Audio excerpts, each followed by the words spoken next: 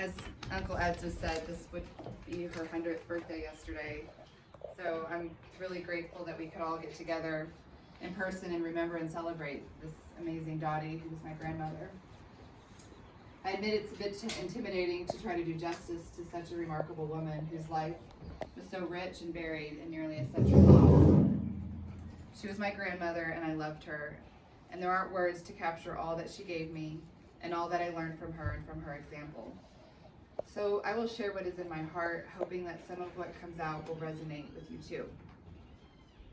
Despite the struggles and sacrifices she endured as a young woman coming of age during the war, and maybe in part because of the suffering that accompanied those times, Dottie understood that life was a gift, and it was meant to be savored and not squandered. She had her own special strategy for living and coping with both the challenges and the opportunities of such life experience, and I can sum it up in one word: elegance. She approached everything, handled everything, and interacted with everyone with an unwavering and always refined sense of dignity. It was more than just her style, but she certainly embraced style.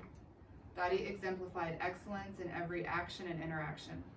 Her high standards and superior intelligence made her a natural leader, worthy of trust and respect from all who knew her. Her beauty, poise, charm, and charisma attracted others like moths to a flame. She was the classic example of a person who could light up a room upon entering. Among those who knew her best, what stood out and separated Dottie from all others was her unflappability. She always remained composed, dignified, in control of herself in the situation, at all times, no matter what. From the very first impression, people who met Dottie were instantly struck by her power of her open smile, her soft and insightful gaze, her laughter. It revealed a deep knowing, her gaze did. She gravitated to the beauty and significance and value that is innate in all humans. She found delight in something magical in everyone she met. So the first thing I learned from Dottie's example was how to pay better attention to others, to surroundings, and to life going on around me. I was captivated by the way she carried herself in almost a regal manner.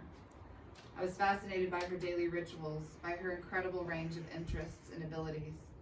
She had an endless appetite to learn and acquire new skills, with fluency in foreign languages, which I failed to inherit, such as French, German, and Spanish, and some qualities that I did acquire thanks to her example. She painted proficiently, still life, landscapes, and portraits of presidents. She also painted some of Uncle Ed in his sporting times in basketball and football. She also quilted and wrote poetry, and she had a fantastic rock collection. Her interests fueled my interests, and she became my first kindred spirit before I knew what that meant. And there was no one who I'd rather spend time with than her. My memories of Dottie are like thinking about my favorite storybook. The moral of the story is to slow down and embrace the world with equanimity and gratitude. I rarely, if ever, saw my grandmother angry, flustered, or sad. I can hear her say, "Best not wallow in self-pity. Time is better spent learning, growing, and exploring." And thank God for that positive attitude, because it served her well when her senses failed her later in life. She remained composed and cognizant in spite of the loss of sight, impaired hearing, and until her final breath. There's so many specific things about Dottie, even though seemingly small, that said so much about her nature. When she would make my Earl Grey tea, she would set it on the table and pour cream and sugar and stir it until the tiny bubbles appeared, and then proceeded to tell me that the bubbles were kisses from the Queen. Our bedtime ritual was another example, first by saying the Lord's Prayer, and then sprinkling fairy gold dust from the gold flecks in the ceiling from my makeshift bedroom that was converted from my papa's office. My bed was one of those springy pull-out couches, and those were not the most comfortable for sleeping, but I stand here, living proof that an atmosphere or a feeling is more important than a luxurious physical environment. When we feel loved, all feels right in the world, and you can be comfortable anywhere.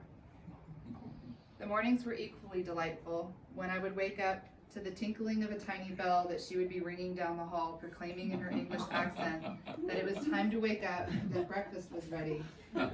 Hard-boiled egg nestled in a ceramic hen cup, an English muffin with marmalade, and black tea.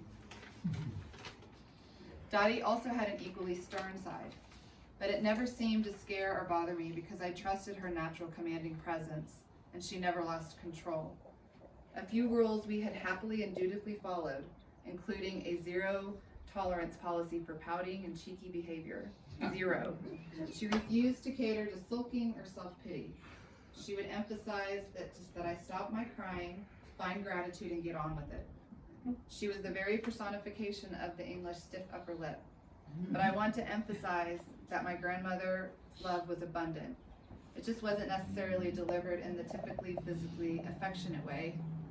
There honestly weren't a lot of hugs and kisses, but you would not go to Dottie for sweet sympathy and consolation or comfort, but rather there was a strength and clarity and certainty, and a young child values that too. I was never fearful, but rather in a continuous state of reverence. Not a word need be spoken to feel the deep impact of her calming presence. She had rules that we did not violate, and one of them was her room was off limits. But she invited you in, and she would often. She encouraged me to explore, but also stay away from her fancy jewelry, dresses, scarves, and hats, which I admired from afar. And I'm wearing one of her rings now and one of her scarves that she passed down. I was enchanted by and awestruck by these things that reflected her sophistication and elegance. She represented to me all that a person could experience in this great wide world.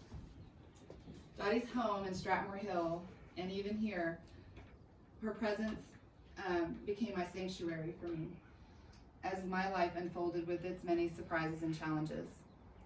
I had what was no doubt my first experience with meditation in the home on Stratmore Drive.